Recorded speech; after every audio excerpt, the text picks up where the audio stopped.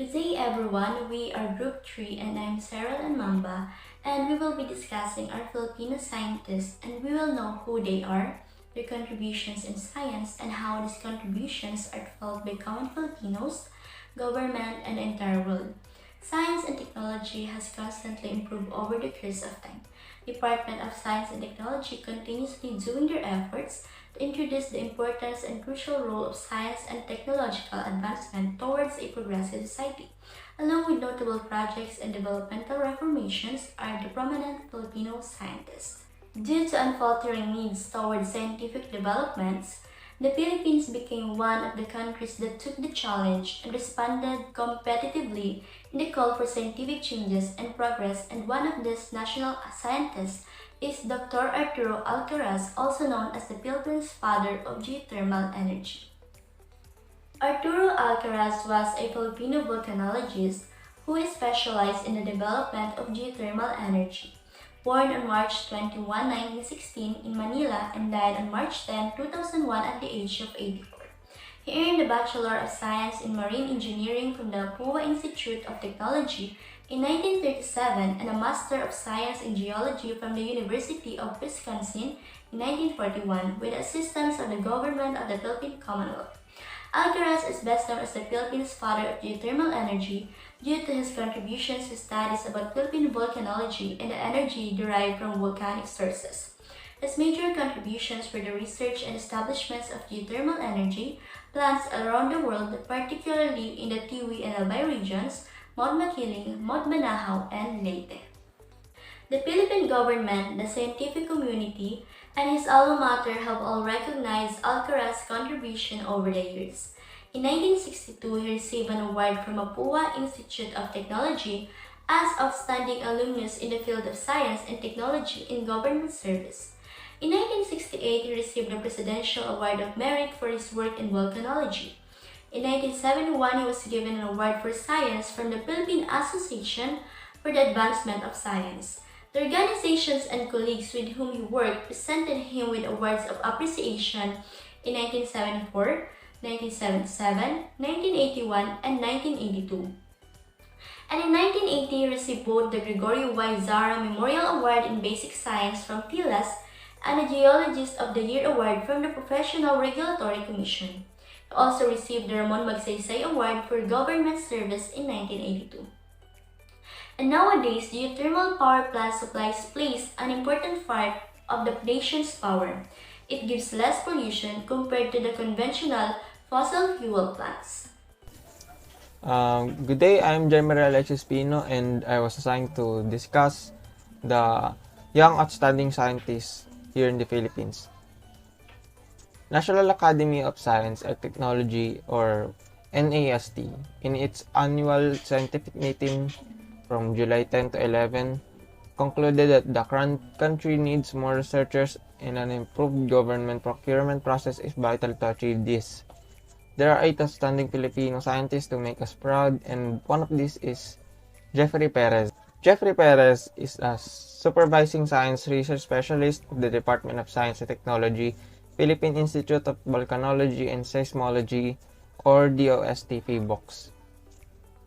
He led the active faults and paleoseismic studies along the Philippine Fault and was also part of the team that mapped and conducted paleoseismic studies along the Valley Fault system that traverses Greater Metro Manila area and other active faults in the Philippines.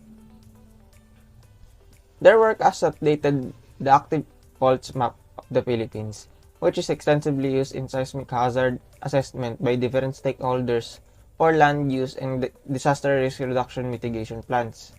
He also effectively communicates geohazard information and disaster risk reduction research to various stakeholders through engaging lectures and seminars for communities to be proactive in earthquake and tsunami preparedness.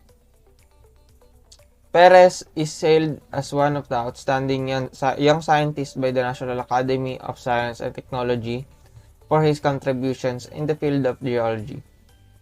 NAST, the highest recognition and advisory body to the government and science community on matters related to the science and technology, has recognized Perez for his research findings that provided better understanding of the fault distribution, segmentation, earthquake general potential, and the history of surface rupturing earthquakes along the different segments of the Philippine fault in eastern Mindanao.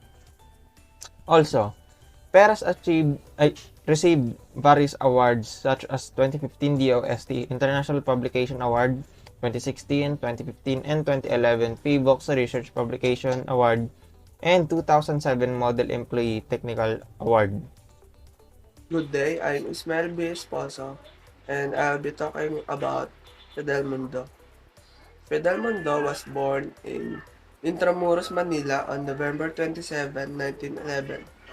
Fidel Mundo founded the very first pediatric hospital in the Philippines and molded the modern child healthcare system to what it is now. She graduated from the University of the Philippines and continued her studies at Boston University. Her work and accomplishments were focused on addressing the lack of medical equipment in rural communities during the aftermath of the war. She is most known for inventing an incubator made out of bamboo, specially designed for places without electrical power. Her father Bernardo served one term in the Philippine Assembly representing the province of Tayabas. Three of her eight siblings died in infancy, while an older sister died from appendicitis at age 11. It was the death of her older sister who had made known her desire to become a doctor for the poor that pushed the young Del Mundo toward the medical profession. She is known as the first woman pediatrician to be admitted to Harvard Medical School on 1936. She is also the first woman to be named National Artist of the Philippines on 1980, and the one who founded the first pediatric hospital, then Children Medical Center, and now Fidel Mundo Medical Center. Fidel Mundo's invention has saved countless premature infants around the world. She is known as National Artist of the Philippines, won the Elizabeth Blackwell Award for Outstanding Service to Mankind on 1966, Ramon Magsaysay Award for Outstanding Public Service on 1977, and named Outstanding Pediatrician and Humanitarian by the International Pediatric Association on 1977. In November 2018, Del Mundo was honored with a Google Doodle. Under the doodle, which the search engine site displays occasionally on its homepage to honor various notable individuals, Google added the caption, Del Mundo's choice to specialize in pediatrics may have been shaped by the loss of three siblings who died as infants during her childhood in Manila. I'm Jana Dave Tandok. This is for our conclusion. Enumerate ways in which the government supports scientists and research in the Philippines.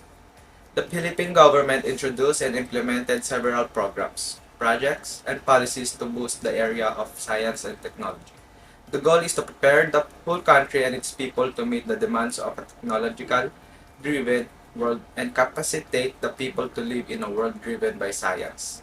In June 15, 2018, President Rodrigo R. Duterte institutionalized the program with RA 11035, also known as the Balik Scientist Act. Through the Balik Scientist program of the Department of Science and Technology, Filipino scientists, technologists, and experts are encouraged to return to the country and share their expertise in order to promote scientific, agri-industrial, and economic development, including the development of our human capital in science, technology, and innovation. After 3 months, the DOST crafted the implementing rules and regulations, also known as IRRR, and the MC number 006 of the Balik Scientist Law. This program aims to reverse the effect of the brain drain, strengthen S&T capabilities, accelerate flow of technologies, and promote knowledge sharing. Hello everyone, my name is Felix Mirico Everola, and I will be answering the question number 2 of the conclusion. The question is, in what other ways can the government and private institutions can do to support Filipino scientists and research culture in our country. We list 5 ways that government and private institutions can do to support Filipino scientists and research culture in our country. Number 1, the procurement process should be reformed to give some leeway for technology transfer.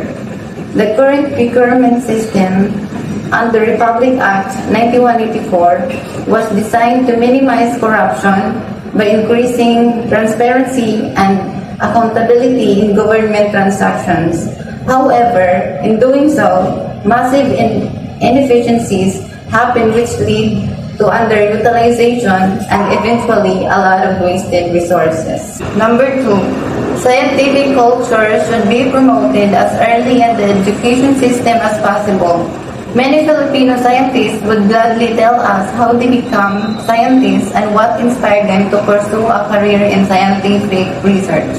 These are stories filled with that if only we could, as a community, nurture the gifts and passions of the youth, they would be encouraged to follow their dreams and become scientists.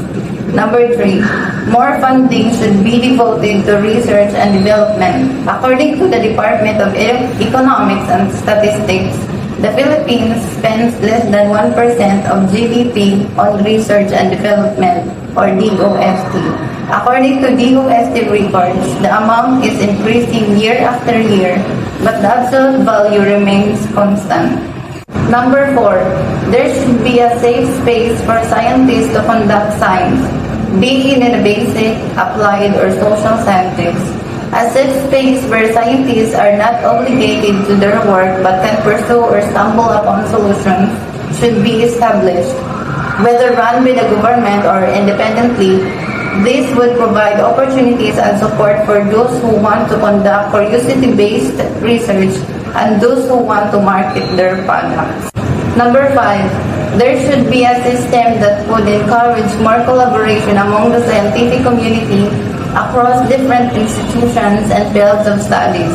Filipino scientists strive a symbiotic relationship among the entire Filipino scientific community, with each conducting research side by side to help propel the community forward. At the heart of these wishes and ideas is a desire to unite the Philippine scientific community in the goals of providing the country with the necessary knowledge to move forward. My dream for the advancement of Philippine science and technology is to grow more and for all of our scientists' inventions to be recognized. My dream for Philippine science and technology is to have enough credit, government assistance, benefits, and recognition. Because for me, these Filipino scientists can be classified as our treasures. Because these people will revolutionize the different areas of technology application, therefore making our lives much easier while building sustainable environment. My dream to Philippines in terms of technology is to have the best technology and be the first country to have a certain technology. My dream for our country is to be one of the country's fastest developing country in the science, technology, and most innovative country in the world. Are your dreams for the state of Philippine science and technology? My dream is to have an updated technology and scientific needs in order for our scientists or future scientists to make highly functioning inventions.